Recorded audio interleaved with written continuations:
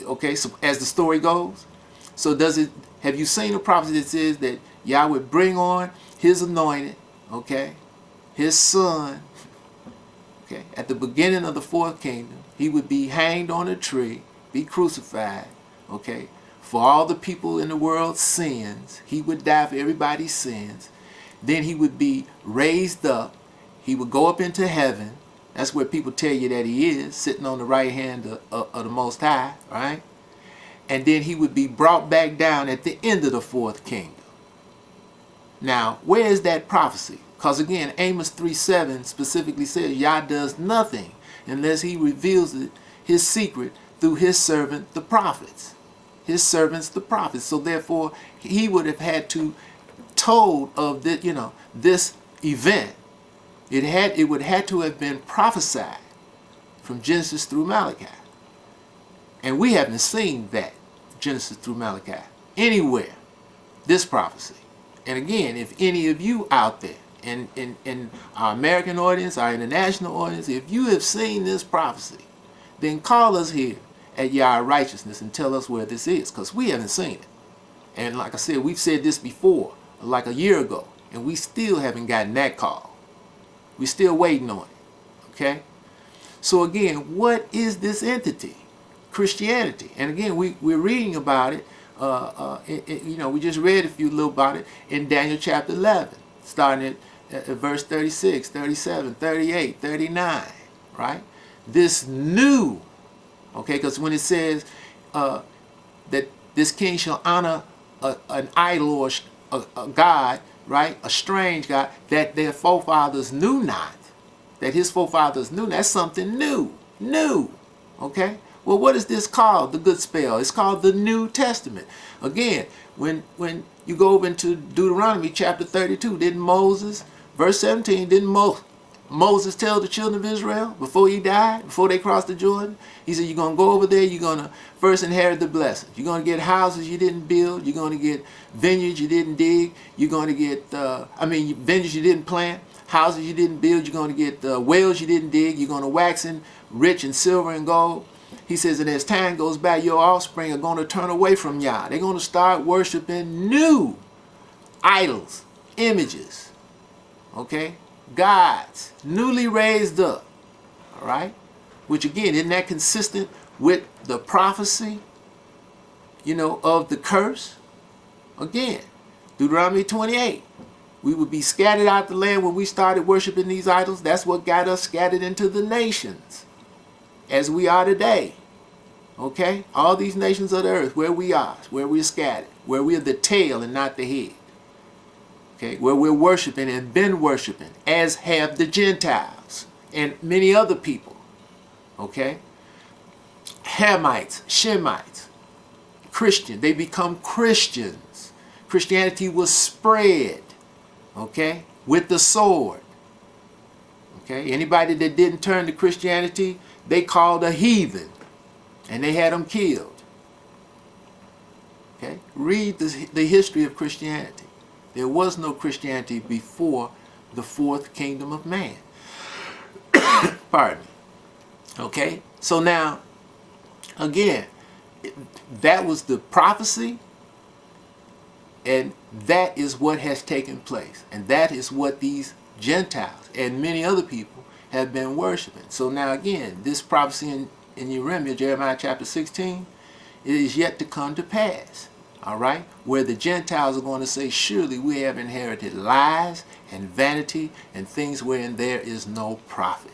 Shall a man make gods or idols unto himself, and they are not the Most High? They have yet to say this, and they're going to say this. Okay? So again, I say to you, this is idolatry. Okay? Simple as that. And it's consistent with the curse upon Israel, what we would be worshiping. It's consistent of what the Gentiles would be worshiping and what they were going to come to realize, okay, in the end time. And that's where the world is now. We're in the end time. Like we've said before, we down into the feet and the toes here. That's where the world is, of this image of the kingdoms of man.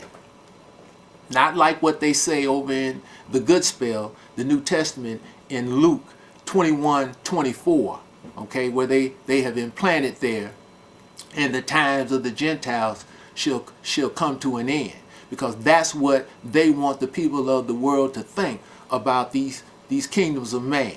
Okay, they want you to call all of this the kingdoms of the Gentiles, but that's not what Yah called it.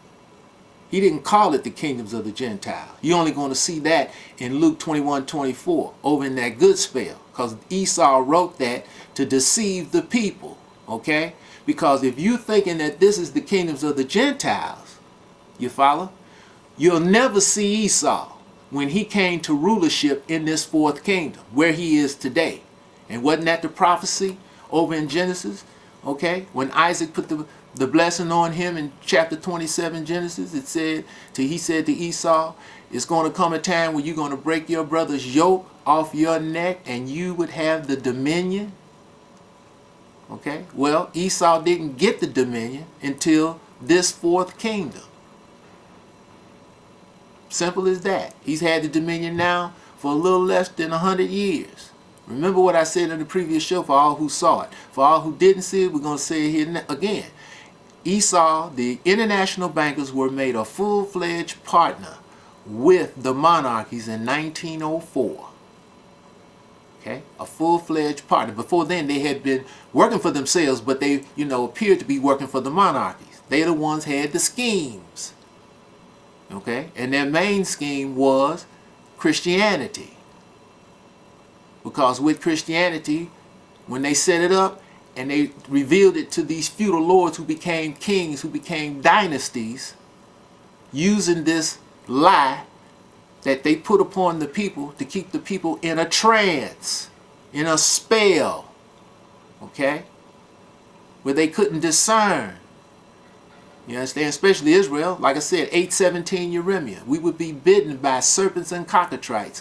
The snake, which is the Illuminati Edomite, as Yah calls him in chapter 27 Isaiah, the great Leviathan, okay, the great snake, okay, he comes up with the schemes, and he got in with these feudal lords, who eventually established themselves as kings, okay, as it says in Daniel, what is it, chapter 11, verse 39, when it says,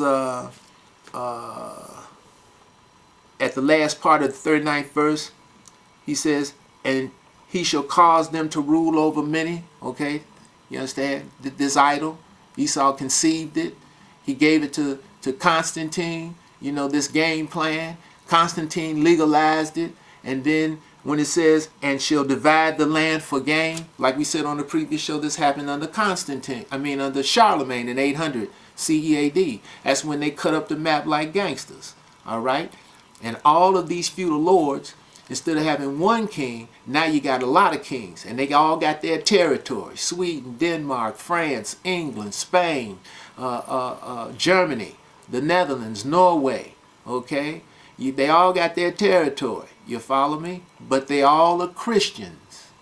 You understand? That's the game plan that they putting on the people, because this is what keeps the people in a trance. This is what keeps the people under control, so that they can abuse them, misuse them, as they have done to this day.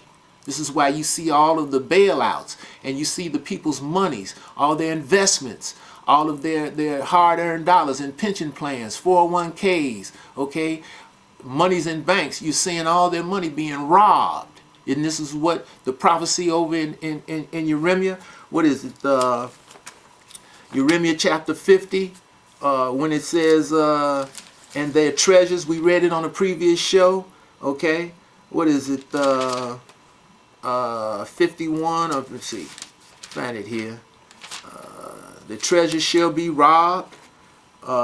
It's all here in 50 and 51. These are the things that are taking place right now.